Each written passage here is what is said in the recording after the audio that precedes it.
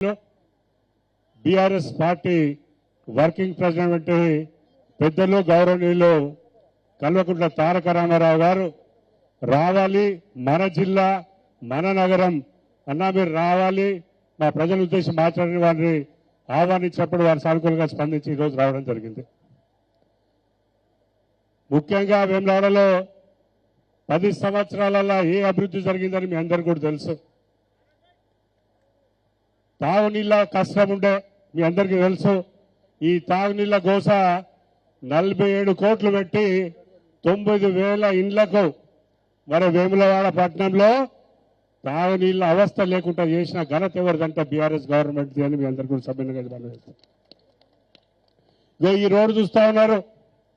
ఈ road winding చేయాలంటే 35 కోట్ల రూపాయలు, 30,000 రూపాయల గజం చొప్పున మరి బిల్డింగ్ కు వాల్యుయేషన్ చేసి మేము జీవో తీసుకొచ్చి వీళ్ళకి ఇవ్వాలంటే ఇవాళ కాంగ్రెస్ గవర్నమెంట్ వచ్చిన తర్వాత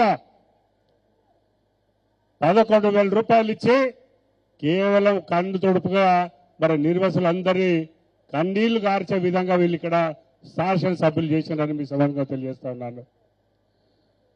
35 కోట్లకు వాళ్ళు ఇచ్చింది ఏంటంటే 21 కోట్లు, 13 కోట్ల 14 కోట్ల వాళ్ళు మరి ఇక్కడ రావాల్సిన ప్రజలు వాళ్ళని ఎగ్గొట్టిందని మీ సభగా తెలియజేస్తా ఉన్నాను. ఏమనంటే మీరేం చేయలేదు 10 ఏళ్ళ ఏం చేయలేదంటే ఇలా 2వ బ్రిడ్జ్ ఎవరు కట్టిండ్రు, 3వ బ్రిడ్జ్ సగం ఎవరు నిర్వహించారంటే బీఆర్ఎస్ పార్టీ గవర్నమెంట్ లో నిర్వహించారు. ఏరియా హాస్పిటల్ ఎవరు కట్టిండ్రు మీరు ఆలోచించండి. ఇక్కడ ఉన్న ప్రజలు కరీంనగర్ లేదా వెమ్ల సిరిసిల్ల పోయి మరి చికిత్స చేసుకునే ప్రక్రియలో మరి అక్కడైతే దూరం అవుతుందని మరి అప్పుడున్న మరి మంత్రివర్యులు గౌరవనీయులు కేటీఆర్ గారు వారిని రిక్వెస్ట్ చేస్తే రమేష్ బాబు గారు మరి ఏరియా హాస్పిటల్ కట్టి మరి ఇక్కడ సౌలతులన్నీ చేసిండ్రు.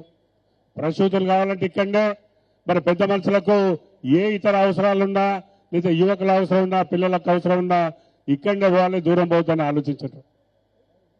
అప్పుడున్న బీఆర్ఎస్ గవర్నమెంట్ లో మోకాలు చిప్పల నొప్పులుంటే మరి మోకాలు చిప్పలు కూడా ఆపరేషన్లు చేసే వెసులుబాటు కల్పించింది ఎవరంటే బీఆర్ఎస్ గవర్నమెంట్. ఆలోచించండి. ఇలా చెప్పు కూడా వెళ్తే చాంతాడానికి పడుంది.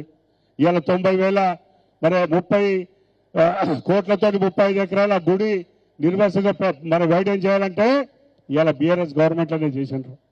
చాలా ఉన్నాయి. మరి మేము మళ్ళీ చెప్తా ఉంటాం, అవి మేము వచ్చినప్పుడు మీకు తెలియని కొత్త విషయాలు కాదు. మరి మీరందరూ కూడా ఇవాళ కారణం ఆశీర్వదించాలని మీ ముందు మనవేనికి ఇలా మీ ముందరికి వచ్చినాం. కేసీఆర్ గారి గవర్నమెంట్ లో అప్పుడే చెప్పినారు, ఎన్నికలప్పుడు మోసపోతే గోసపడతారు బిడ్డ జర ఆలోచించని చెప్పిండ్రు. మీరేదో వారి అరిచేల స్వర్గం నుంచి గారేడికి మోసపోయి ఇవాళ కాంగ్రెస్ పార్టీని గెలిపించుకుంటే ఏం పరిస్థితులు ఉందని అక్క చెల్లెళ్ళు అన్నదమ్ములందరూ కూడా ఒక్కసారి ఆలోచించండి. ఇవాళ మళ్ళొక్కసారి ఇవాళ స్థానిక సంస్థల ఎన్నికలు వచ్చినాయి. ఈ ఎన్నికల భాగంగా మీ బాధను వ్యక్తపరిచే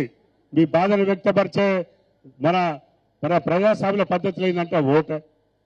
మరి మళ్ళొక్కసారి ఈ మోసపూరిత కాంగ్రెస్ కోటేసి అయ్యో మీరు ఏం మోసం చేసినా మేము మీ వెంటనే ఉన్నామని బలపరుస్తారా, లేదంటే కారు గుర్తు మీద ఓటేసి నీకు బుద్ధి చెప్తాం బిడ్డ, నువ్వు బుద్ధి చెప్తేనే నువ్వు మాకు ఇచ్చే సంక్షేమ పథకాలు ఇచ్చే పరిస్థితి తీసుకొచ్చే ఆయుధం ఇవాళ మీ చేతిలో ఉందని ఈ సభకు మీ అందరికీ తెలియజేస్తున్నాను.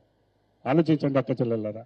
ఇవాళ 11 తారీఖు జరగబోయే ఎన్నికల్లో మరి ఇక్కడ ఉన్న మరి ఇవాళ వచ్చిన ప్రతి వార్డు నుండి వచ్చిన వాళ్ళందరూ కూడా ఆ ప్రాంతాల్లో కారు గుర్తు మీద ఓటేసి గెలిపేయాలని మీ అందరికీ సలహా వేసుకుంటూ మరి గౌరవనీయ పెద్దలు కేటీఆర్ గారు మాట్లాడని